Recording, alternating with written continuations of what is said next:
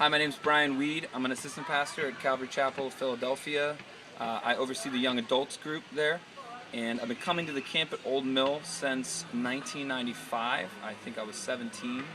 I came as a member of our high school youth group with a man named Rob Paoletti. Rob had seen Jack speak at Philadelphia College of the Bible in the early 90s and had felt a certain a mesh with Jack's vision for reaching the inner city kids in Coatesville. Rob had been doing prison ministry himself for some years, so he felt just a kinship with Jack.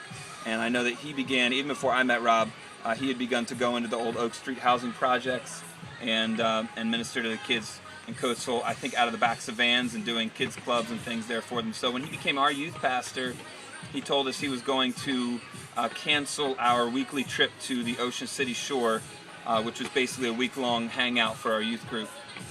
And we were very unhappy with him and tried to start a rebellion in the youth group because this new youth pastor was canceling our beach trip. So he told us, he said he would strike a compromise. He said, I'll take you to the beach in June of this summer, which was 1995, one more time, and then I'll take you to this new place that we're going to go, where we're going to do a domestic missions trip. And he said, after you go and you do this with me in Coatesville, you'll never want to go to the beach again. And we didn't believe him, but we said, fine, we'll take the compromise. So we did the beach that year in June, and in August of 95, he brought, I think, about 35 of us, maybe, or 40, with his staff, and we ran a 3-day day camp with the day at the pool, I believe the community pool in Coatesville. And so many of our lives were changed, and his prediction came true. We never asked about the beach again, and since that summer trip, that week, that day camp in 1995, we've come back every year since. It's 2013 as I'm talking, and it's just borne an immense amount of fruit in our church and hopefully here in the city of Coatesville as well. So I think there's a larger picture that's the background for the ministry that we collaborate with here. Our church has several outreaches into the city of Philadelphia, including a few church plants, and so there's year-long outreach going on there to, especially to young people, very much like the young people that we meet here in Coatesville. And I think that one of the reasons our ministry has continued to connect with the ministry here at CCGM and the camp at Old Mill is because there's that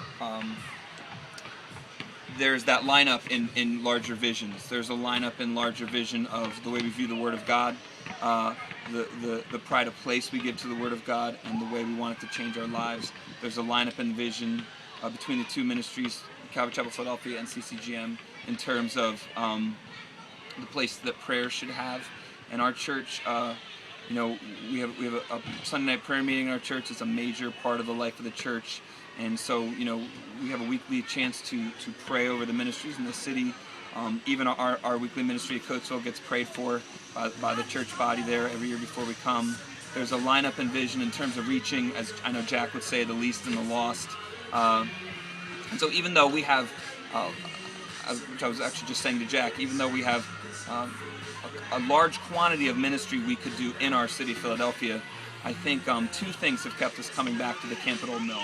One is, as I said, the mesh in vision, but two is that for now, I don't know if it's 17 years or what it is, the amount of fruit we've seen in our youth ministry, especially our high school youth ministry, as we bring about 80 kids every year from our church, is just off the charts. The work that it's done in our lives and our church since the mid-90s is something that's hard to measure, and it's consistently strong.